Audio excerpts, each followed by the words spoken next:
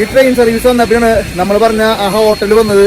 ഇവിടുത്തെ ലോക്കലായിട്ടുള്ള മാർക്കറ്റ്, ഇവിടുത്തെ ലോക്കലായിട്ടുള്ള ഈവൻ വേശ്യാലയങ്ങൾ വരാം. ഇവിടെ വേറൊരു കഥയും കൂടി ഉണ്ട്. നമ്മൾ കണ്ട ഹോട്ടലുണ്ടല്ലോ, നമ്മൾ പാർക്ക് ചെയ്ത ഹോട്ടലിന് മുമ്പിലാണ്.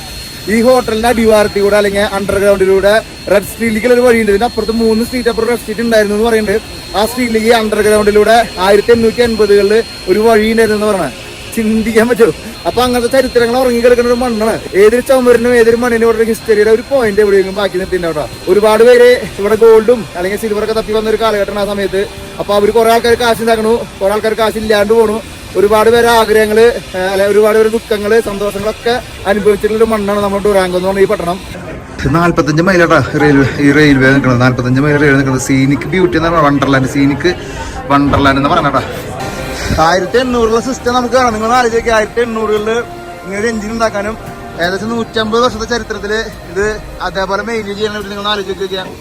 ലൈവായിട്ട് അല്ലെങ്കിൽ ആക്റ്റീവായിട്ട് ഒരു കാൽക്കുലേറ്റർ നമ്മൾ വേറെ ഒരുത്തരും കണ്ടില്ലാട്ടാ.